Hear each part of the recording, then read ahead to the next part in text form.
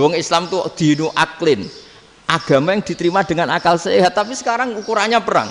Yang menang berarti benar, yang menang benar. Kan terus jadi repot. Itu Nabi tidak ingin, makanya Nabi ingin sudahlah, nggak ada perang.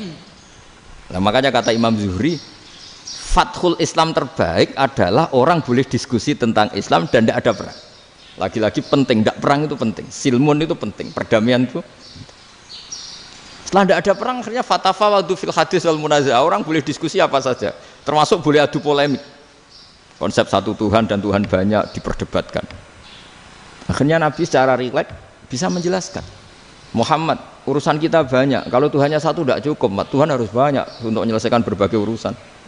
Ada Tuhan bagi rektorat, bagi macam-macam kan. Ada Tuhan untuk ngurusi utang, ngurusi BPKB, macam-macam. Terus kata Rasulullah, enak saja Nabi jawabnya. Ya kalau kamu punya majikan banyak, perintahnya beda-beda, kamu mangkel enggak, bingung enggak? Ya susah mat, kalau majikannya banyak, perintahnya beda-beda, kita jadi repot. Senang mana? Senang majikan satu. Ya sudah, Tuhanmu itu majikan kamu. Kalau Tuhannya banyak, perintahnya macam-macam, kamu yang repot. Akhirnya ya sudah mat, Tuhannya satu aja. Nah, itu ya barokahnya diskusi tadi, barokahnya enggak perang. Sekenanya saja itu tetap menang.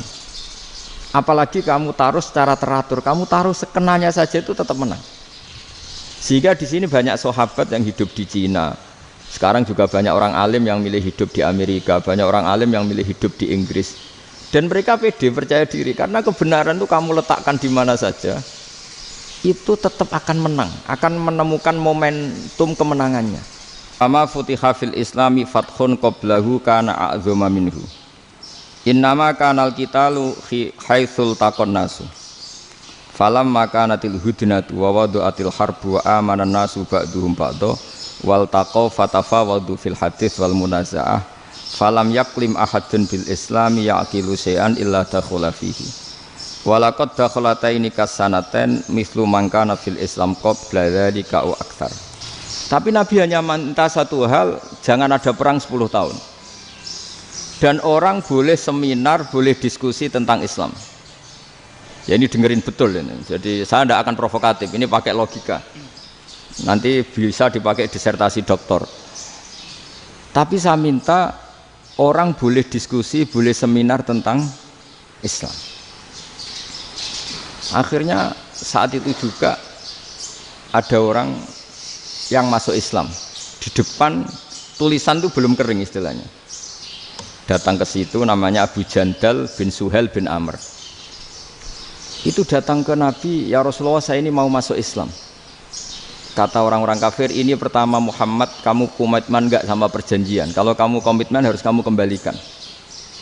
Nabi bilang, ya Abu Jandal kamu kembali ke mereka, ke habitat mereka, yaitu menjadi kafir, di komunitas kafir maksudnya.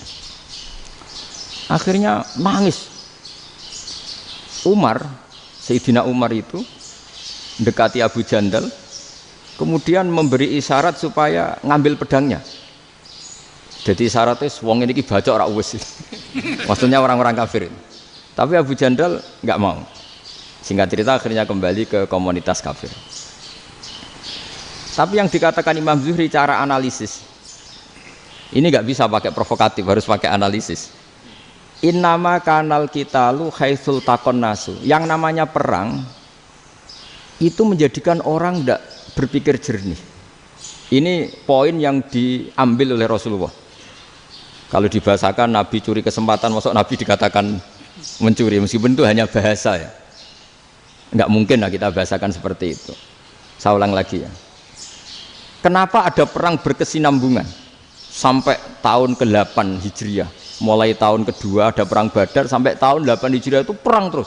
Nabi sama orang kafir perang terus. Akibatnya apa Pak Profesor? Namanya perang itu ya nggak kau bermikir. Pokoknya agar ketemu Islam perang, Islam ketemu kafir perang, nggak kau bermikir.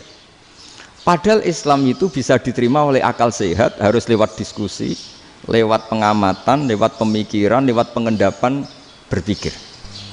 Makanya Nabi tahu ini masalah besar. Kalau orang perang terus, itu gak kober mikir Islam, tidak sempat diskusi tentang Islam. Makanya Nabi hanya minta satu poin. Oke, perjanjian ini saya turutin semua, tapi saya minta orang kafir semuanya boleh mendiskusikan Islam, boleh seminar tentang Islam. Mereka bilang iya, pada pikiran mereka kan diskusi paling piye. Ternyata betul. Ada diskusi, terus temanya gini, kira-kira bener di Muhammad Abi Abu Jahal. Terus Tuhan Muhammad sama Tuhan Abu Jahal itu keren mana? Diskusi. Tuhan Muhammad itu khaliqus samawati wal ardi, yang menciptakan langit bumi, sebagaimana kampanyenya Muhammad. Ya mereka masih jangkar bilang Muhammad. Kalau Tuhan kita, ya berhala itu yang kita bikin, yang kadang rusak, yang kadang kudanan, terus lemutan, pokoknya terus diskusi. Kita kok bener pengirannya Muhammad. Terus Muhammad Abu Jahal, mulai dhisik Muhammad itu ratau bodoh nih. Mulai dulu Muhammad tuh gak pernah bohong. Abu Jahal, waduh, wis bodoh nih ngongkonan. Wis ribet kan? Dan semua diskusi itu mengarah ke kebenaran Islam. Wah, akhirnya wong kafir sing tokoh-tokoh cara Jawa yo, wah semane jebule masalah ini kan. Artinya gini, kalau kita ingin Indonesia damai, sebenarnya yang untung itu Islam. Karena Tuhan yang menciptakan langit dan bumi tentu gak akan diperbandingkan atau akan dikalahkan oleh Tuhan yang lahirnya saja sudah di bumi. Misalnya kita menjual Tuhan Allah, siapa itu yang menciptakan langit bumi, yang ada sebelum langit bumi, bandingkan dengan Tuhan yang lahirnya di bumi, ada tanggal lahirnya, ada aktenya, itu kan sudah ribet kan. Begitu juga kalau memperbandingkan tokoh, Muhammad itu siapa? Tokoh yang bisa menyatukan pan Arabik, tokoh yang begini-begini, yang sayang istri, sayang keluarga, dibandingkan dengan tokoh Abu Jahal Abu Lahab yang corong Jawa penggaweannya yang ngerugikan orang lain. Akhirnya orang itu mulai tertarik sama Islam. Makanya kata Az-Zuhri pakai bahasa dulu, falam yaklim ahadun bil Islam. Tapi kalau sekarang yang populer itu bahasa yatakallam. Sebenarnya yang benar itu bahasa kalimah yaklimu kalaman, karena masdarnya itu kalam, berarti sulasi nopo mujarrad. Tapi di fiilnya itu mujarradnya enggak kelaku. Jadi di fiilnya takallama yatakallamu, tapi untuk masdarnya yang kelaku kalaman. Jadi ini agak unik, agak gak lazim. Sebenarnya kan takallama ya takallamu takalluman, tapi di masdarnya kalam populer, tapi di fiilnya tidak populer. Saya teruskan ya, ini penting sekali. Jadi menjual Islam, kalau boleh dibahasakan menjual, itu tetap enak dalam kondisi damai. Karena kalau kita perang, itu bawaannya kalau ketemu ya perang, kalau ketemu perang, sehingga orang itu rakober diskusi dulu, saat benernya Islam sampai kafir itu bener di. Karena tidak kau berdiskusi, tidak sempat diskusi, orang yang milih yang kafir. Karena yang mayoritas yang kuat. Sementara Islam zaman itu lemah.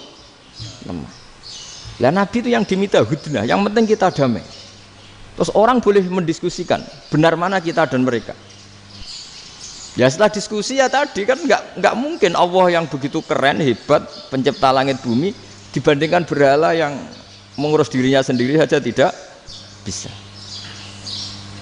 Walhasil terus orang mulai tertarik sama Islam dan aturannya nggak boleh dilarang diskusi itu. Nah makanya saya pernah ditanya beberapa profesor di Jogja, Gus, suatu saat kalau kampus paling keren di Jogja ini ada Islamic Studies, kemudian pengajarnya dari berbagai agama, ini riskan nggak bagi Islam? Saya jawab, asal yang didiskusikan Islam itu nggak masalah, yang repot itu nak umat Islam. Karena kalau umat Islam yang jadi percontohan, banyak raja yang dolim, banyak pemimpin muslim yang dolim, terus identik dengan Islam itu jadi dolim kan ribet. Ya kalau pas umat Islam, kalau Islam yang kumat kan jadi masalah kan. Nah ini kan terus jadi beda umat Islam sama Islam yang lagi apa? Kumat. Singkat cerita terus Islam mendapat posisi yang luar biasa. Nah makanya di sini diistilahkan falam makanatil hudnah, ketika ada perdamaian wa amanan nasu ba'dum ba'do, orang merasa aman, itu fatafawadu fil hadis wal munazaah, mereka berdebat. Munazaah itu berdebat, keren mana konsep Muhammad dengan konsep Abu Jahal, keren mana konsep Tuhannya Muhammad dengan Tuhan kita, terus diskusi. Dan mereka akhirnya ikrar, wah yang benar ya Muhammad lah. Di mana-mana Tuhan tuh ya sebelum langit dan bumi, di mana-mana Tuhan ya punya reputasi menciptakan. Masa Tuhan reputasinya diciptakan kayak berhala dan sebagainya. Ibadah juga gitu. Ibadah wong kafir itu kalau tawaf itu telanjang, ibadah Muhammad santun pakai pakaian. Terus akhirnya mereka mulai tertarik Islam. Sehingga saya lihat di beberapa tafsir, saya memang tidak akan ngomong yang tidak serius, ngergani Unisma ben sawangane pemikir serius. Di Quran itu sampean lihat di tafsir Tobari itu ada ayat bal naqdhifu bil haqqi 'alal batil fayadmaghuhu fa idza huwa zahid. Qadzafa itu kalau di kamus tak lihat itu takallama bila dalilin. Qadzafa itu ya pokoknya sekenanya. Artinya gini, sekenanya saja itu tetap menang. Apalagi kamu taruh secara teratur, kamu taruh sekenanya saja itu tetap menang. Sehingga di sini banyak sahabat yang hidup di Cina. Sekarang juga banyak orang alim yang milih hidup di Amerika, banyak orang alim yang milih hidup di Inggris. Dan mereka pede, percaya diri, karena kebenaran itu kamu letakkan di mana saja, itu tetap akan menang, akan menemukan momentum kemenangannya. Dulu para peneliti, saya ulang lagi, dulu para peneliti itu ya datang kemana-mana, termasuk Ibnu Battuta, termasuk Ibnu Khaldun, ya semua peneliti itu suka neliti. Setelah diteliti, Quran itu satu-satunya kitab suci yang membicarakan sains, misalnya tentang falak, tentang astronomi, tentang asal-usul kejadian manusia, kejadian makhluk. Juga bicara tentang geografi, geologis, semuanya. Sementara kitab lain hanya cerita tentang mawaid wal hikam wal ibar. Jadi diteliti kayak apa, pada akhirnya hak ini yang menang. Bal naqdhifu bil haqqi 'alal batil fayadmaghu fa idza huwa zahid. Saya berkali-kali cerita, ada ulama yang ahli matematika. Ketika ditanya kenapa kamu suka ngajar matematika, sampai muridnya itu ragu, ini guruku mlebu swarga ta ora, penggaweane mulang matematika. Tapi para muridnya bermimpi bahwa Imam Amudi itu disuruh ngajar para malaikat. Dan itu pede betul dia. Kata Allah, ini ulama saya yang iman kepada saya setingkat iman kamu. Jadi malaikat itu tidak mungkin Gusti, kita menyaksikan langsung engkau, sementara ini di bumi nggak nyaksikan jenengan. Kenapa bisa sepede dan seyakin itu? Akhirnya Imam Amudi disuruh ngajarin matematika. Jadi Anda kalau profesor itu nanti harus sempat ngajari malaikat, itu baru benar-benar profesor. Jadi nanti di akhirat ngajari siapa? Malaikat. Jadi ada seminar yang melibatkan banyak malaikat, narasumbernya itu seorang profesor. Itu ketika kenapa engkau begitu yakin kalau Allah itu Tuhan dan Allah itu Al-Wahidus Shomad. Terus Imam Amudi mulai nulis angka gak beraturan, 2, 3, 4, 5 sampai 1 miliar, 1 triliun, semuanya gak beraturan. Kata beliau, nisbatus naini wasalasa ila ma la nihayatalaha iku nisbatul far'i ilal asli. Mbok angka sebanyak apapun, 2 dibanding 1 ya far'ul wahid, 3 dibanding 1 ya far'ul wahid, semua angka yang enggak terhingga pun dibanding 1 semuanya far'ul wahid. Semua angka sebanyak apapun itu cabang dari angka 1. Fakullu hadhil awalim far'un minal wahidis shomad, yaitu Allah Subhanahu wa ta'ala. Wah, kira malaikat tepuk tangan, iya juga. Jadi begitu juga ada ulama itu ahli gambar. Saya dulu ngaji sama Mbah Mun Al-Husunul Hamidiyah, itu kitabnya itu banyak gambarnya. Dan gale gambar yang ngawur betul, mangga ahli gambar. Saya Apple, terus sempurna lele. Semua gambar bangunan, gambar sapi, pokoknya gambar. Ternyata dia menemukan Tuhan itu dari gambar. Gambar serapi ini atau seruat ini sama, rapi maupun tidak adalah min nuktoh dari satu titik. Ya, alam raya sebanyak ini mbok gambar mbok ora, cek mulai Mars sampai Jupiter kabeh semua bentuknya yang banyak ini semuanya min nuktotil wujud, yaitu dari titik wujud. Ini kok Allah Subhanahu wa ta'ala. Di sini hebatnya ulama-ulama, mbok dia pengajar matematika, mbok pengajar gambar, semuanya dipakai perangkat untuk tauhid. Ya, itu kan juga bagian dari ciri utama ilmuwan tuh kalau ngomong datar tapi logikanya nggak terbantahkan. Itu ciri khas ilmuwan. Kalau ciri khas politikus kalau ngomong itu keras, provokatif lah kira-kira gitu. Tapi isinya biasa. Nah, saya berharap nanti semua profesor doktor itu datar tapi isinya kualitasnya bagus ya. Mentes. Jadi makanya terus kata ulama, kenapa diistilahkan balnat zifu bil haqqi? Kenapa pakai qadzafa sementara qadzafa maknanya takallama bila dalil? Maksudnya bila dalil di sini itu min ghairi ikhtiyajin ila dalilin. Kebenaran itu memang enggak butuh dalil. Apa kita perlu dalilnya apa? Buktinya apa? Kalau 3 itu cabang dari 1. Wong gendeng yang takok gitu pas orang gendeng. Wong 3 cabang dari 1 kok ditanyakan buktinya apa? Itu min awalil bidah. Pertama orang pasti tahu kalau 3 itu far'ul wahid. 1 juta juga far'ul wahid. 1 miliar juga far'ul. Gambar yang sebanyak apapun ya dimulai dari 1 titik. Cek gambar benar maupun yang tidak. Akhirnya apa? Ulama dulu itu sebegitu rileks nerangkan tauhid. Lalu kenapa asma ini yang ya ini kan khas NU ya, khas pesantren. Sebenarnya saya keberatan pakai istilah khas NU, pakai khas pesantren karena NU itu anaknya pesantren, jangan dibalik pesantren anaknya NU karena sebelum ada NU itu ada pesantren. Tapi kayaknya Unisma lebih suka pakai bahasa NU dan saya ya agak orderan yang terpaksa disuruh ngomong. Ini agak apa ya, agak kacau sebetulnya ini agak kacau. Jadi NU itu sama pesantren itu tua pesantren. Jadi NU dilahirkan pesantren, bukan dibalik pesantren dilahirkan NU. Sehingga barokahnya didirikan pesantren ini, kadang nyuwun sewu sekali Mbah Hasyim itu kadang ide besar beliau itu ora dituruti wong NU. Jadi Mbah Hasyim cara kula kok dadi Mbah Hasyim ya mangkel. Mbah Hasyim itu ngarangno kentong. Nggih ngaramno beduk, tapi wong NU nganggo kentong. Beduk. Dan uniknya Mbah Hasyim enggak tersinggung. Karena ciri khas pesantren itu membolehkan perbedaan apa? Pendapat. Min bahwa beliau keras sekali sampai bilang haram. Beliau judulnya ya haram. Al-Jasus Antakhrimin Naqus. Setelah naskah itu sampai ke Mbah Fakih Mas Kumambang di Gresik situ, di daerah Dukun situ. Dulu nggak ada WA ya, jadi sampainya ya lama. Makanya saya sampai sekarang nggak punya WA karena ya saya ulama kan, kalau WA-an terus ya jadi ulama. Nggak jadi ulama main WA-an terus itu. Nah itu termasuk rektor nggak kau bermikir itu mesti kebanyakan WA. Karena kan otaknya didikte oleh sesuatu yang masuk. Sesuatu yang dilihat itu kan pasti mendikte kita. Beda kalau yang enggak WA-an kan mikir apa kita yang menentukan. Kalau WA-an kan kita ditentukan. Mau mikir anaknya butuh apa gara-gara WA informasi Jakarta mikir Jakarta. Padahal secara kewajiban ngapain kamu orang Malang mikir Jakarta. Gara-gara WA mikir Jakarta belum selesai ada berita di Sulawesi, mikir Sulawesi. Habis itu mikir NTT. Makanya semua orang sekarang merasa tokoh nasional gara-gara informasi yang masuk itu nasional. Jadi Mas Yo RT yang mikir gimana Gus Indonesia kok. Ada RT loh. Sampai lupa kalau dia itu RT.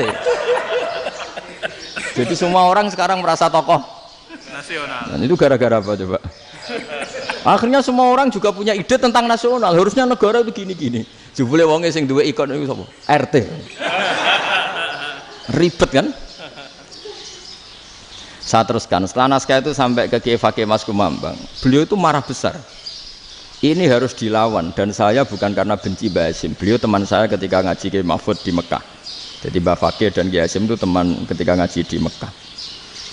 Terus cara ngelawan tuh lucu. Lucu, gak ilmiah tapi gak ilmiah wong alim tetap ilmiah. Di mana-mana serupa itu tidak sama. Ya kalau mungkin zaman Nabi di Madinah itu zaman itu kentong itu identik dengan milik Nasrani. Di Indonesia beda. Pos kampling ya kentong, kebakaran ya kentong, wae sarapan orang di LP ya pakai kentong. Jadi tidak ada jaminan kalau kentongan itu identik dengan Nasrani. Lalu haramnya di mana? Yang di mana-mana tasabuh itu identik. Ini tidak identik. Mulai masalah kan? Mulai masalah. Jadi beliau gaya judul Hazruus. Hazruus itu kepala bergeleng-geleng. Sekarangan kok ngene jadi sekarangan kok provokatif gitu gitu. Nah, dan itu Mbah Hasyim ya hormat Mbah Fakih hormat Mbah Hasyim. Saya sendiri secara pribadi itu lebih suka pendapat Mbah Hasyim sebetulnya. Karena bagi saya sholat itu sakral. Ya sudahlah kalau sakral ya dipanggil dengan sesuatu yang sakral yaitu kalimat thayyibah adzan. Tapi saya tidak akan bilang kalau kentongan itu haram. Karena kalau haram alasannya mirip orang Nasrani. Sementara pos kampling ya pakai kentong, ada banjir ya kentong, ada kebakaran ya kentong. Jadi tidak identik untuk misa atau untuk sholat ala Nasrani. Tapi itu dulu ya rileks saja. Dua beliau itu ya saling menghormati, padahal saling kritik. Dan dulu ulama yang beda madhab itu ya saling menghormati. Imam Syafi'i itu kalau sholat di kawasan Masjid Abi Hanifah ya tidak kunut.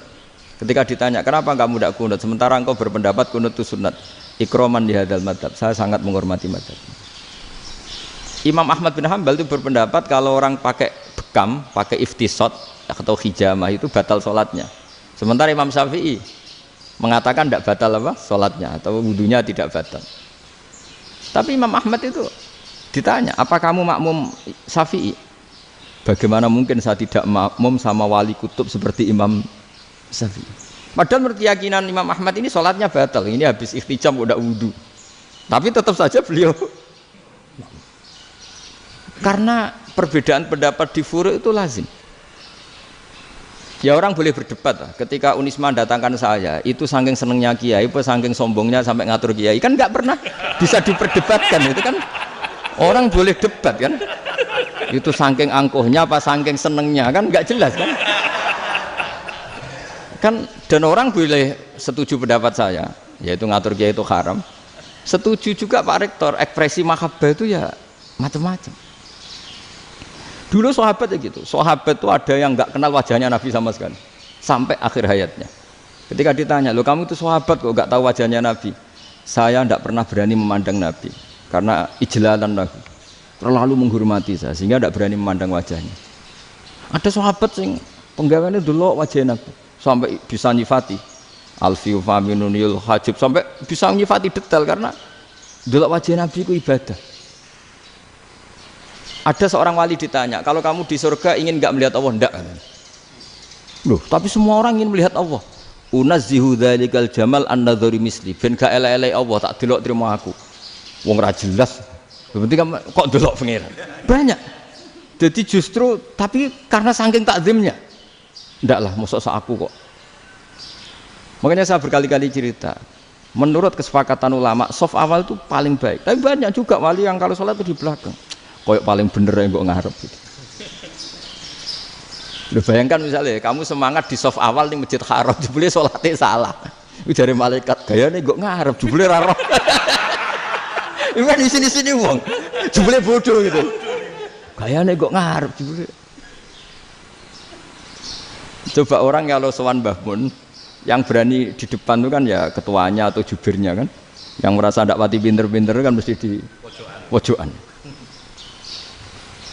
Artinya sudut pandang seperti itu ya sah saja, apa? Sah saja. Makanya banyak sahabat yang jarang sowan Nabi, alasannya takut ganggu Nabi. Banyak yang sering sowan Nabi, alasannya seneng Nabi. Yang sowan ya seneng Nabi, yang enggak sowan alasannya seneng. Lu Nabi itu tokoh, punya keluarga, punya anak. Kalau saya sering sowan berarti sering ganggu.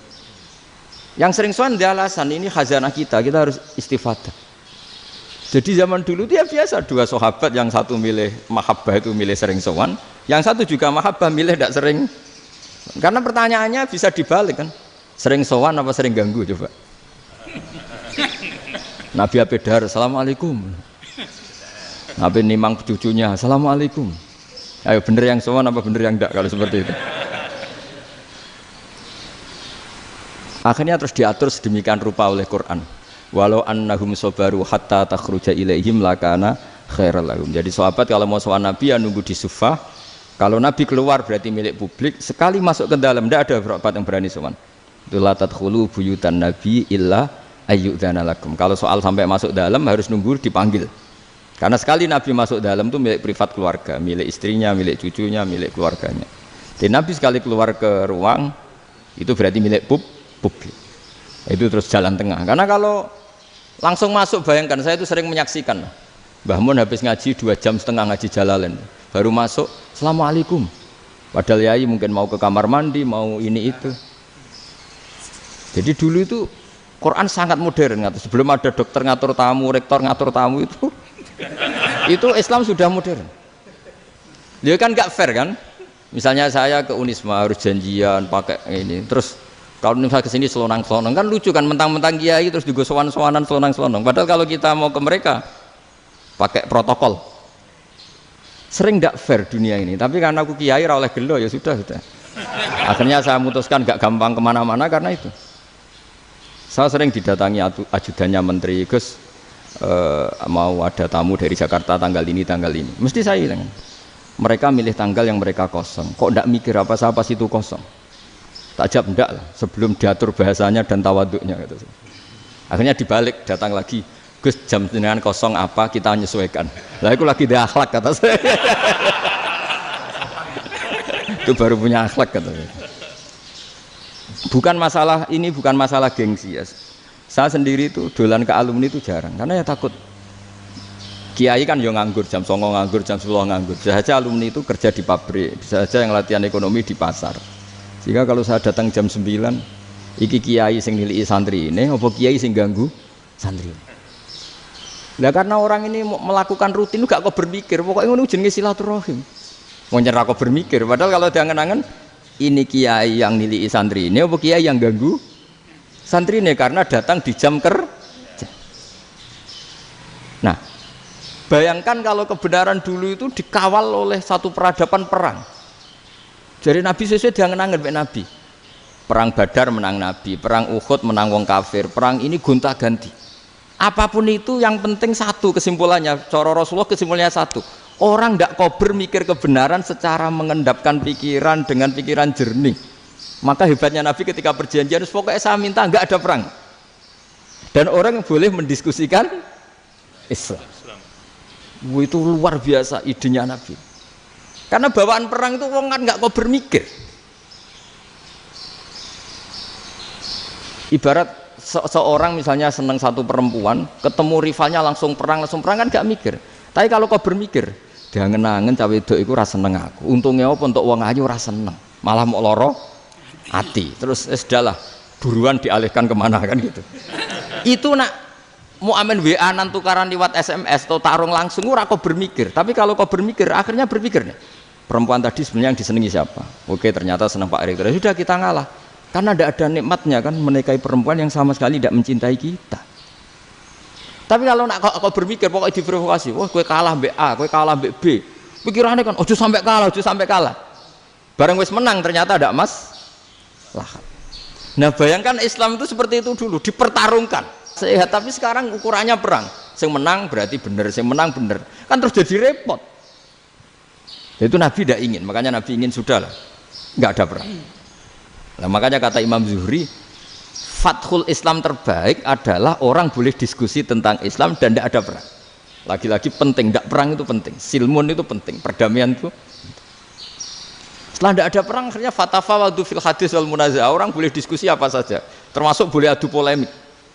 Konsep satu Tuhan dan Tuhan banyak diperdebatkan. Akhirnya Nabi secara rileks bisa menjelaskan. Muhammad, urusan kita banyak. Kalau Tuhannya satu tidak cukup, Tuhan harus banyak untuk menyelesaikan berbagai urusan. Ada Tuhan bagi rektorat, bagi macam-macam kan. Ada Tuhan untuk ngurusi utang, ngurusi BPKB, macam-macam. Terus kata Rasulullah, enak saja Nabi jawabnya. Ya kalau kamu punya majikan banyak, perintahnya beda-beda, kamu mangkel enggak, bingung enggak? Ya susah mat, kalau majikannya banyak, perintahnya beda-beda, kita jadi repot. Seneng mana? Seneng majikan satu. Ya sudah Tuhanmu itu majikan kamu. Kalau Tuhannya banyak, perintahnya macam-macam, kamu yang repot. Akhirnya ya sudah mat, Tuhannya satu aja. Nah, itu ya barokahnya diskusi tadi, barokahnya enggak perang. Julan salamal lirojul hal yastawiyani masalah. Terus alhamdulillah. Jadi orang yang paling kafir pun saat itu taslim. Nah ini kembali ke kalimat la ilaha illallah. Saya tidak perlu provokatif, pasti teori saya itu benar. Bukan saya bilang benar itu karena sombong, enggak. Ini sesuai teks. Misalnya begini. Benar enggak kelompok takfiri yang suka ngafirkan orang lain? Itu pasti tidak benar. Logikanya gampang. Orang yang kafir 70 tahun saja dengan melafadzkan la ilaha illallah menjadi muslim. Masa dengan kalimat yang sama yang muslim menjadi kafir?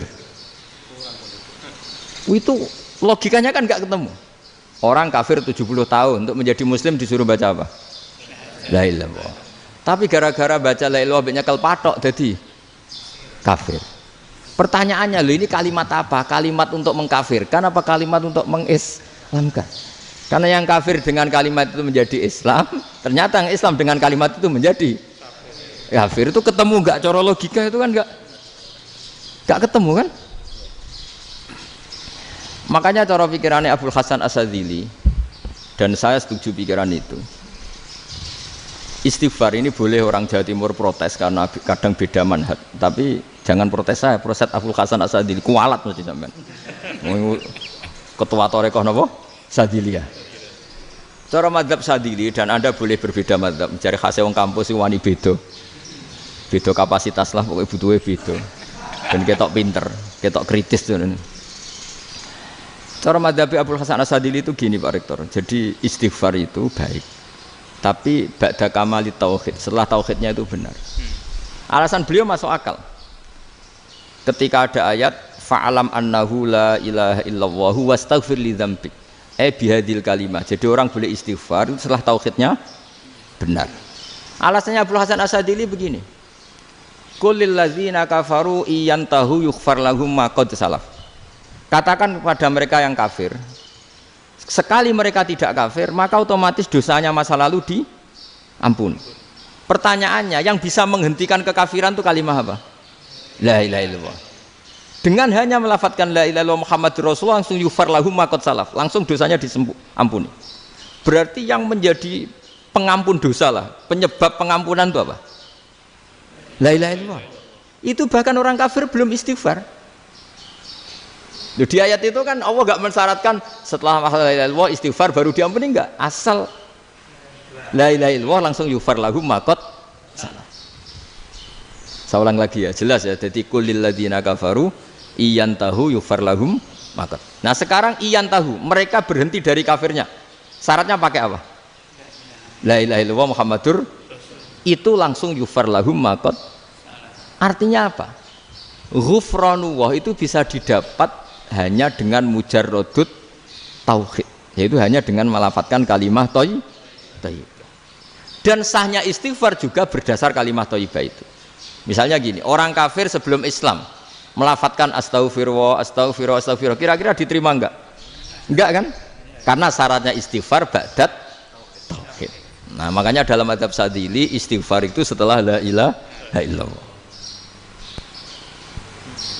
Karena cara pandang ya seperti itu. Jadi fa'alam annahu la ilaha illallah wastaghfir li dzambi. Jadi dengan kebenaran tauhid saja ini sudah cukup kita insya Allah layak diampuni. Karena innallaha la yaghfiru ayyusyraka bihi wa yaghfiru ma duna dzalika liman yasha. Jadi orang yang tauhidnya benar itu bisa diampuni Allah asal tauhidnya benar. Itu Allah ngendikan liman yasha wa yaghfiru ma duna dzalika liman yasha. Dawe Imam Suyuti walam yakun liman yastaghfir. Jadi orang yang bertauhid secara benar meskipun gak sempat istighfar itu tetap potensi diampuni. Karena bawaan tauhid itu sudah menjadi layak diampuni. Kayak orang kafir sekali ngelafatkan kalimat tauhid mbok gak istighfar langsung diampuni. Nah, karena melihat seperti itu terus orang berlomba-lomba memperbanyak jumlah ngelafatkan la ilaha illallah. Jadi kita yang alim, kita semua, saya tidak bilang saya, kita termasuk yang di pinggir-pinggir saya ngaku alim yang ramah masalah lah, soalnya kita semua yang alim-alim itu tahu bahwa la ilaha illallah itu super, sudah bawaannya tauhid, juga punya kelayakan diampuni. Nah, kemudian nasib kita agak sial, malah kalimat ini dituduh bid'ah, dituduh khurafat. Mergo Nabi nggak pernah tahlilan, Nabi nggak pernah. Nabi gak pernah tahlilan, kalau diartikan Nabi ora tau maca la ilaha illallah, enak gak kalimat ini. Nah, ini provokatif ini. Jadi ini sudahlah keanehan-keanehan ini kita terima karena ciri utama wali, ciri utama ulama itu wa'udhu fisabili, harus pernah disakiti. Jadi kalau Unisma sakit karo dituduh apa? Dituduh bid'ah itu berarti belum calon ulama.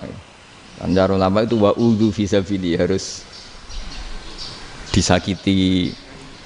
Jadi kalau kamu disalahpahami itu ya harus santai. Provokatif tadi. Iya, termasuk provokatif tadi. Termasuk diatur tadi itu. Jadi kalau cara berpikir kan, karena mereka itu memang kalau kita turutin itu memenya itu terlalu, kadang menghujat kita itu. Enak ya jadi KNU, ada orang mati datang, kiainya dapat makan, dapat rokok, terus pulang gitu. Jadi apa, terus kita kayak tersangka terus. Kita kan kayak tersangka terus, tertuduh terus itu. Terus yang orang NU ya memenya juga nggak kalah ekstrimnya. Boleh ya ajaran orang nggak boleh ngasih-ngasih kiai gitu. Berarti boleh dong ajaran kikir. Oh ternyata nggak boleh ya mayit disodakoi, ternyata nggak boleh ya orang dermawan. Berarti Islam membolehkan medit ya gitu. Modus ini kan. Tak angen-angen itu luwih mandi timbang takbir ya. Karena ini kan memicu emosi kan. Memicu apa? Emosi. Nah tapi saya kalau disuruh bela mana itu tidak ada yang saya bela. Ya seorang sudah lah kalau mau nganggur saja sudah itu. Ya tapi itu memang apa ya, itu khazanah Islam, ada yang